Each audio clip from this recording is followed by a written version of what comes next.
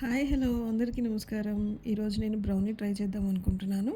దానికోసం కావాల్సిన పదార్థాలు dark chocolate, sugar, maida, cocoa powder, eggs, butter, salt and baking soda.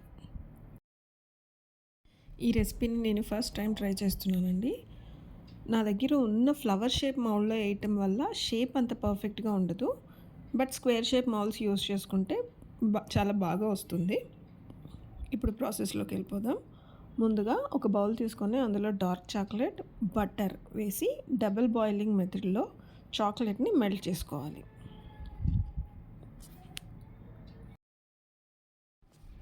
Stove మీద పెట్టి వదిలేయకుండా చాక్లెట్ని దగ్గరే ఉండి బాగా మిక్స్ చేసుకుంటూ మంచిగా మెల్ట్ చేసుకోవాలండి. ఎవరైనా ఛానల్ని ఫస్ట్ టైం చూస్తున్నట్టయితే ప్లీజ్ ఛానల్ని సబ్స్క్రైబ్ చేసుకోండి. వీడియో కానీ చివరి వరకు చూసి వీడియో నచ్చితే తప్పకుండా ఒక లైక్ చేయండి.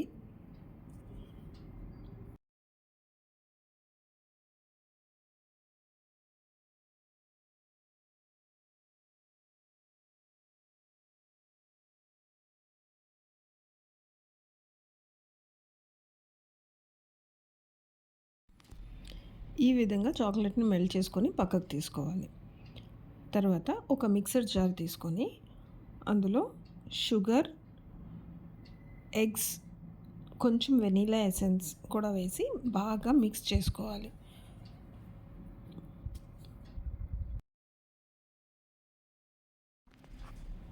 బీటర్ ఉన్న వాటిలో అయినా వేసుకోవచ్చు, చేతితో విస్క్ చేసుకోవచ్చు, ఎలాగన్నా దాన్ని బాగా మిక్స్ చేసుకొని షుగర్ కరిగిపోయేలాగా మిక్స్ చేసుకోవాలి. ఈ మిక్సీలో అయితే చాలా ఈజీగా ఉంటుంది అని నేను ఈ మెథడ్ని ఫాలో అవుతున్నాను. ఈ విధంగా బాగా మిక్సీ పట్టుకున్న తర్వాత ముందుగా మెల్ట్ చేసి పెట్టుకున్న చాక్లెట్లో ఈ ఎగ్ మిక్చర్ని వేసి బాగా కలపాలి.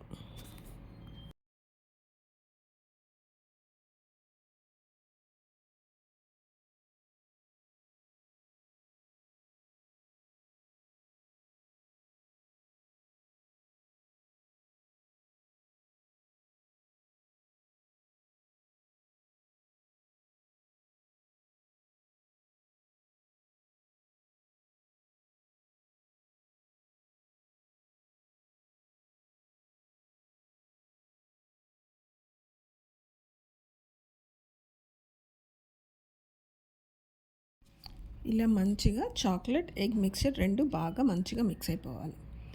ఇలా మిక్స్ చేసుకున్న దాంట్లోకి ఇప్పుడు maida, cocoa powder, baking soda, salt ఈ మూడింటిని వేసి బాగా మిక్స్ చేసుకోవాలి. మరీ ఫాస్ట్గా కాకుండా లైట్గా మిక్స్ చేసుకుంటే బాగుంటుంది.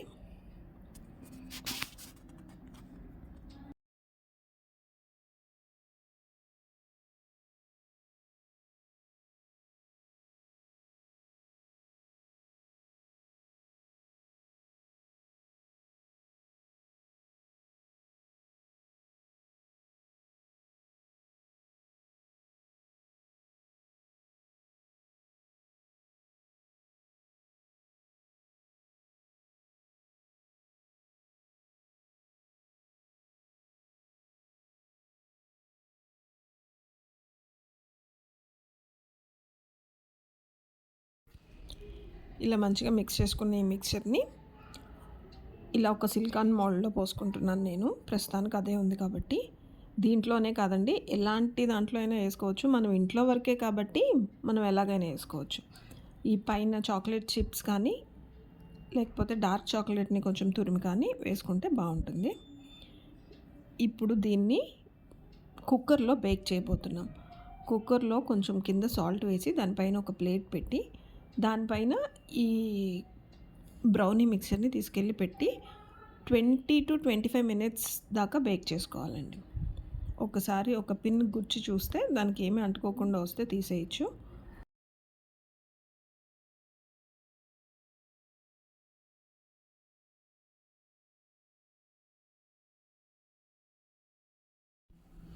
ఈ బ్రౌనీని ఐస్ క్రీమ్తో సర్వ్ చేస్తే చాలా టేస్టీగా ఉంటుందండి.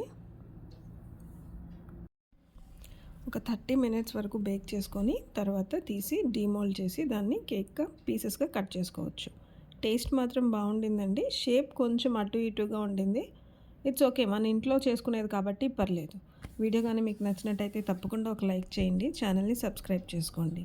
Thank you.